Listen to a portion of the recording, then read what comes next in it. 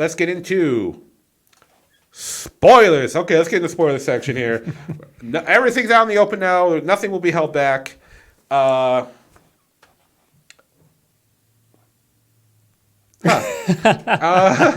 movie was a lot. Yeah, it's funny. They crammed a lot in that hour and a half. I think that's what like messed me up a little bit too. I feel like I get it. It's a movie about a super speedy hedgehog, but the flow of the movie was very moving on to this. We got this going on, this and that. But that's why I think it's good for like attention grabbing. It You're very true. much was like that for little kids. Yeah, I can see that. They ain't making Five Goes West anymore. Anyway, no. But anyway, so now here's the thing. So in the movie, the rings are. I know in the video game the rings are like you collect rings to for points, correct?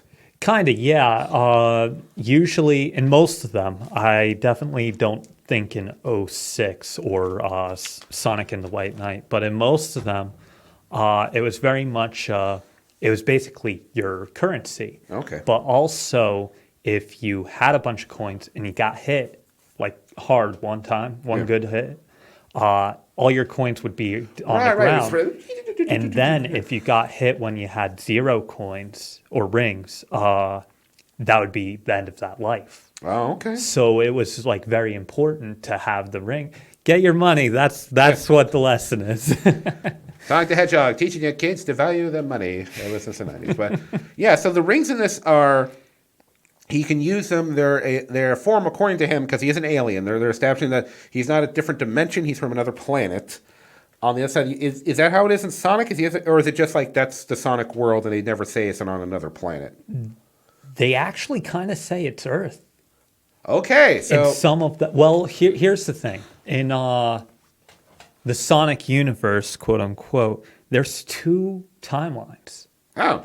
Yeah, all the games that were 2D are kind of like their own world and timeline. And then all the ones starting with Sonic Adventure, which was the first one that was 3D, started in its own timeline. That one is on Earth kind of clearly. Okay, because I remember one game was definitely one of the 3D ones where it's like there's humans around him and stuff. Yeah, like that. all the 3D ones have people in them and stuff, and none of them take notice to Sonic. He's just there, what I mean? And they're all just there. Yeah. It's like in the Muppet movie. It's like, it's a talking bear and a talking frog. Right. Not that unusual. Everybody just answers the questions and act like NPCs. Yeah. So the rings, going back to the rings are a form of interstellar travel that, according to Sonic in movies, like all life forms use rings. That's how you travel from everybody's ringing. Yeah. I guess apparently. Any higher intelligence uses these rings. Yeah. He says that at one point. It's like, okay, when was this quite established? Yeah, because we only see him use them. We only see him use them, and the movie begins with us seeing Sonic as like a little kitty Sonic. He's a little kitty Sonic on the island that it looks like the Sonic Island. There is like East Island, I think it's called. It looks like the ones from the Genesis games. Yeah, because there's rock formations that are little loop-de-loop rock formations, just like in the game. And there's even got that square pattern from the rocks. Beautifully done too, really. Yeah. No, it was nice. That CGI was impressive. Yeah, no, it's good. And he encounters a character that's like his adoptive mother. There was an owl called Longclaw or Dark. I don't want to say Dark Claw, but I think Longclaw was what it was called. Longclaw, yeah. An owl lady. Is that a character from the games? Not one that I'm familiar with. Okay. And then they get attacked by these other characters in masks and stuff. Are those they kind of look like the echidnas that, like Knuckles' ancestors that guard the Chaos Emeralds are. Oh, okay. So that would be from the third and final Genesis game, and also the first couple of Sonic 3D games. But it's not really hinted at that that's what they are. They look like that, though. But and there isn't any Chaos Emeralds in the movie either, which is interesting because from the get-go, that's always been what Sonic's been about, or Eggman specifically, actually. Well, I assume for this game, I think it's probably a good idea they didn't include the Chaos Emerald. I am aware of the Chaos Emeralds. I remember there's 7 or 8 of them. 7. Yeah, 7, and you get them all together. They're super powerful, and they give Sonic a Super Saiyan mode or something like that. They are energy. Okay. And when used correctly, people can harness it pretty much. There's a lot of weird stuff with that. That's when we get into the weird territory, because like each game uses different Chaos Emeralds. Oh, okay. And there's a lot of different ones, and like it gets weird. There's Golden Sonic, Hypersonic, all that kind of stuff. That's when things get a little weird, but there was absolutely no incorporation of any of that in the movie. Yeah, and I think that's fine. Obviously they're hoping because at the end of the movie, after the initial credits, we see Tails show up. Coming through the ring. That was an Easter egg. Yeah. Apparently looking for Sonic. We don't know why. He's just like jumps off a cliff, spins them tails, goes right down into the little town. So they definitely are setting up for a sequel. And I think for a first movie, you don't want to introduce too much because you don't want to because if this is a kid's first experience with Sonic, you don't want to introduce too much to them, and they have to keep up with so much. Introduce the hero, introduce the hero, introduce their motivation, introduce the villain, introduce their motivation, what they want from each other, blah blah blah. They come and So I think the Chaos Emeralds was a good thing to keep out. I think they did Tails in that Easter egg really, really well. Like not just graphically, the CGI, which was once again beautiful at some points, like that, it was crazy. But Tails is introduced as just a giant fanboy of Sonic. Oh, okay. So like it works. I liked how they did the whole genius travel to this dimension kind of thing or world or whatever. Yeah, I'll be interested to, if this movie does get a sequel. I'll be interested to see how Tails is aware of Sonic, because from the the beginning of the movie where you get Sonic's backstory, it's just him and the owl chick, who she gives him the rings, he sends him to Earth, tells him to hide out because the people that are attacking them because Sonic was. Well, he does admit that he was reckless about that too. Yeah. As far as we know, she could be dead. I don't know. They were shooting arrows. But there's also an age difference between Sonic and Tails. Yeah. But Tails wasn't in the flashback. So, no. I don't know. I don't know way they're going to reveal something where Sonic knew Tails. But during the credits, I heard all the kids in the audience straight up go like, "Whoa, that's Tails!" Yeah. And they were so enthusiastic, and I think that's really cool. Yeah. Okay. I even heard a couple try to explain it to their parents, like, "No, Tails is awesome. He's great." They'll introduce Tails, and if there's the next one, they'll bring Tails in, have that venture. Eventually, they'll bring. I'm aware of Knuckles. Maybe that's when they'll introduce the Chaos Emeralds with Knuckles or something. That would also make sense. That would make sense. Oh, Seth, by the way, I just want to let you know, for those of you viewing on the live stream, we live stream on Facebook. In case you're watching on YouTube, you got a lot of your people down in the comments section. Oh, hi to all of you. Yeah, sorry I didn't tell you earlier. We're deep into discussion. Oh, that's cool. That's cool. Yeah. But yeah. Anyway, so Robotnik, he's after Sonic, and he finds Sonic. He's very lonely because he's been hiding out on Earth for I think they say 10 years. Something like that. And he's been hiding in this little mountain town called, was it Green Hills? It was Green Hills, which is a playoff of the first level in every Sonic game. Oh, Green nice. Hill Zone, all that kind of stuff. This is why you're here. That went right over my head.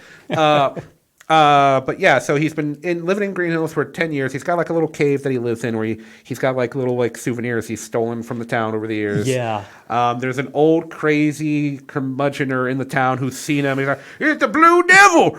I'm going to get him someday!" And nobody believes him. They think he's crazy. I wish we had seen a little bit more of him. Oh, he was a great character. Yeah. I love the old curmudgeon-y crazy mountain guys. He does come back at the end, too. He does come back with a chainsaw. With a chainsaw. The police aren't too happy about it, but that makes him greater. Yeah, because the final battle between Sonic and Robotnik happens in Green Hills. And there's the middle of, I guess, Main Street in this little town. And everyone's "Oh my God." And then he just comes out of nowhere with a chainsaw. Do you just carry a chainsaw? I told you I was right. And he just has this chainsaw in his hands. I mean, who doesn't carry a chainsaw with him at all times? Who does? Who doesn't? But yeah, so he takes. We get to see a lot of Robotnik's drones. We see like these little, and they slip in the Eggman reference because a lot of his robots have an egg shape to them. So Yeah. he's able to call him Eggman. So It's very stunning to me, at least, how much all of his drones and stuff like that looked very similar to things that we already have in our world, like Amazon drones and stuff like that. Very similar. And it's weird to see how similar to Eggman's design a lot of that stuff is. well, I think that's another thing of them trying to like ground it with the realism because Yeah. you know like his robot his robots in the games and stuff they're a little more colorful. Most of the drones were white or they had that big tank that was Right. like white and black.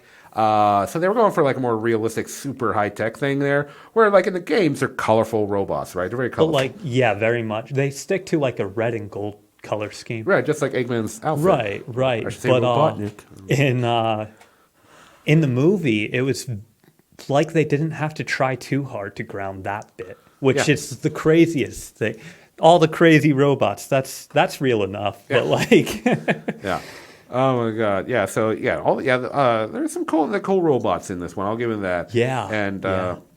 the one that blew my mind is like so Sonic. He's very lonely, right? He plays a in bass. this story, that's a very big focus. Yeah. And Yeah. there was a few moments of like once again I get it. Kids film of exposition where he literally says how he's feeling, which I didn't think they needed him to say it. Like I think even kids could see like, oh, he's fucking lonely. Like you could just tell. Like I don't know. I think it kind of was necessary because he was saying so much at the same time. possibly. I mean, he was playing catch with himself Yeah. as an entire baseball team. Like, Oh, I know, but like after he finishes his game as the entire, but it's a cool scene. He's like, he's Right. the catcher, he's the pitcher, he's the batter, he's the outfielder. I like that. But there's that scene right after where like he hits the home run, he runs the bases and he gets it, he's like, yay! And he looks at the stands and they're all empty because he's doing this in the middle of the night. Yeah. I think even a kid could tell. Like, though that's them showing. I don't think he really needed to say he was lonely. Yeah. You could Yeah. say this me nitpicking, but honestly, I like to give kids more credit. They can tell like a sad looking animal looking at empty stands. They get it. They get it. But anyway, he gets lonely, he gets super sad, he gets emotional, and then he runs the bases at super speed faster and faster, and he starts building up blue lightning to eventually where he explodes with energy and like would you causes. say a little bit of anger? Yeah, he got into it. He was pissed, man. He was like losing his shit. Sends out a shockwave, knocks out the whole eastern seaboard. All the electronics are out.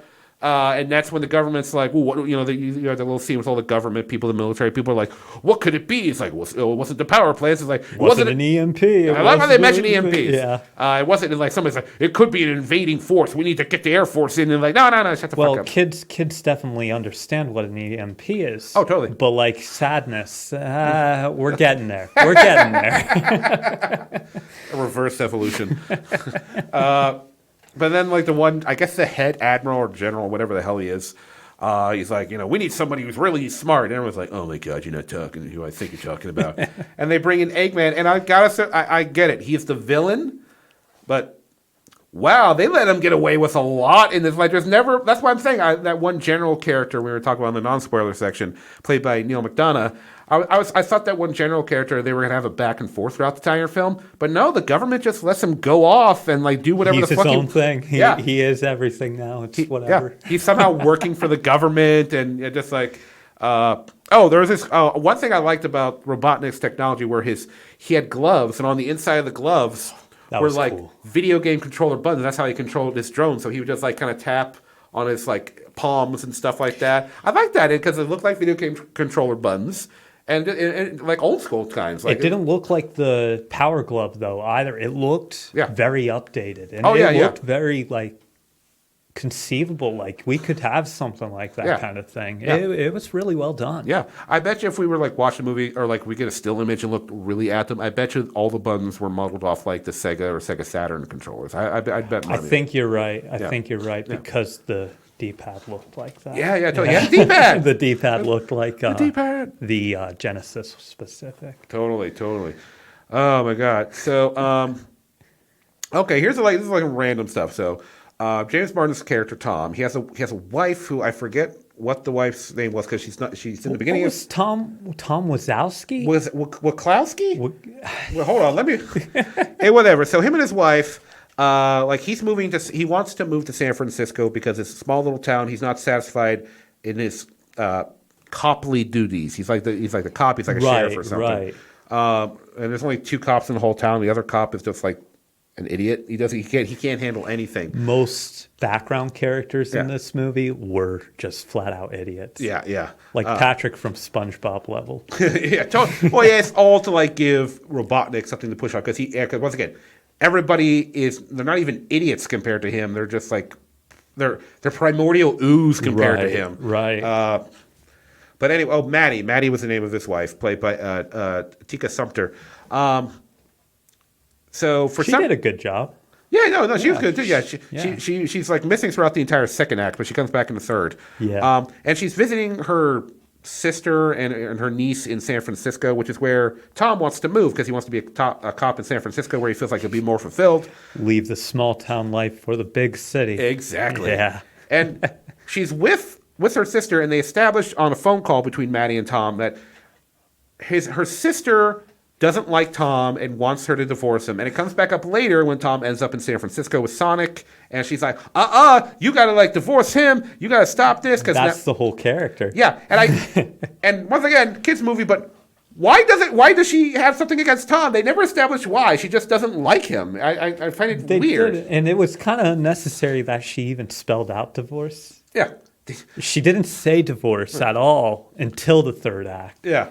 But she spelled it out. DIVORCE, divorce. It was like they never established like I know once again some people were like, you're asking a lot of a kid's film. I was like, I don't think I'm asking a lot for someone to explain why they don't like somebody. Yeah, that is a thing. Yeah, for sure. Because maybe if they establish it, like I don't know, like Tom gave her he gave her a speeding ticket years ago, and she never forgave him. Right. That'd be funny. That'd be funny. Like throw that in there. Like she still has a speeding ticket. She has it like in a photo album. She goes like, "Remember this? The day I stopped." That'd even be relatable for most kids, saying because they see adults struggle with that kind of stuff. It's not unworldly. Yeah. You know what would have been cool? Like this is like me making it far deeper than it really is. What's up? So the sister, Maddie's sister, she's a single parent. We don't see a dad in their house. It's just her and her daughter. Right. It'd be really funny if she just wants her. If she like because of how lonely she feels, she just wants her sister to divorce Tom so she can have her sister all to herself. She wants her like that's the whole thing. She just one thing that confuses me about that entire family is the dog was with them until the end of the movie. It was with Tom. Yeah.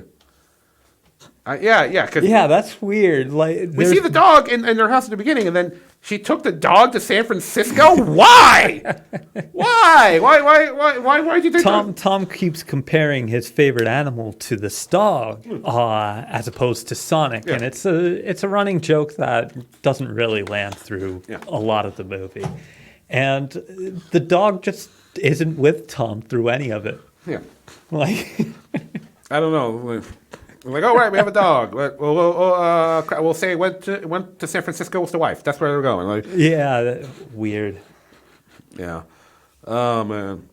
So we'll talk about final battle scene where Robotnik has taken a quill of Sonic's that Tom found earlier, and this one quill of Sonic's, according to the computer readout, has unlimited power. Like, holy shit! Just a single quill. I was expecting to be like, they say something like, it was like, off the charts or something like that. I was gonna say, like it can't be measured, but not unlimited. I was like, wow, even a single quill has unlimited power. Damn. Even that wasn't really consistent though, because there were points when they were like limitless, and then like they just kept changing the meaning of saying, it's got a lot of energy that will not stop. Yeah. Plus, because there's that scene. It's in the trailer where he licks the quill and he gets shocked. Yeah, he's got unlimited power. Why didn't his head explode? That was good. Yeah. So anyway, he uses the quill to power his like super drone jet fighter. Everything. He uses it to power everything for the third act, which allows him to like keep up with Sonic. Now he can be just as fast as he is. And then so we end up in the final battle where Sonic unleashes his full power. He's just lightning shooting out of him out of nowhere. Yeah. And he bounces around, beats Robotnik, and sends Robotnik through one of the rings to a mushroom planet, which that was the thing. He was like, I got to get off this planet. People know I exist. I'm going to go hide on the mushroom planet. And then at the end, he's like, no, I'm going to stand up and fight. Right. And then with the help of Tom, Sonic knocks him into the mushroom planet. Yeah, and then Robotnik's in there, and then we catch up to him in another after credits scene where apparently he's been there, he's been there for at least a little bit. Where now Probably like a week or so. probably a week because his mustache is now big and like looking like Robotnik's mustache in the video game is big and He frizzy. shaves his head like shaves his Robotnik. head. Yeah. He looks very much like the character in that scene. I kind of like how he shaved his head bald. I thought it was gonna be one of those scenes where Sonic shocks him and like his hair falls out. But no, it's to show how crazy he's getting because he's like looking into like a mirror. He's like, He starts talking to a rock. yeah, because the Rock to replace his actual human It's assistant. Wilson. Yeah, Mr. Stone. Yeah.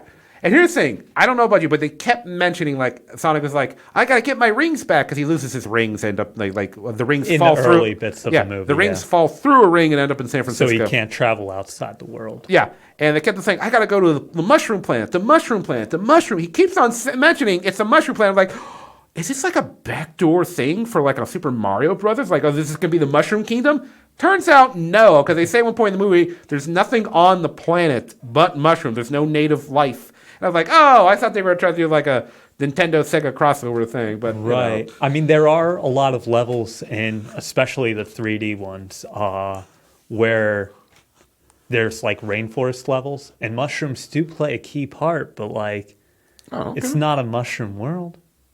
And it's definitely part of Earth. So I don't know where that all comes from. But what I liked about the movie, I didn't say, but I should add in, they put a lot of the gameplay mechanics in very subtle ways. Oh, really? Yeah, like the tackle, the homing attack, the ball. Oh, yeah, thing. the ball thing. That was cool. Yeah, that was cool. Some of the wall runs and stuff like that. They really implemented that in a smart way. I will say that. I'll give them credit on that one. Once again, this is what it says here. I don't play the games. I don't know these things. All right. Well, anyway, I think that's going to do it for our spoiler talk there. Hey everybody, hope you enjoyed that clip. If you want to see a full episode, I live stream every Thursday night on Facebook right after I see the movie, or you can tune in to the Revenge Online Radio Network every Friday morning at 9 a.m. If you enjoyed the show, please consider contributing to the Patreon, patreon.com/POVincent.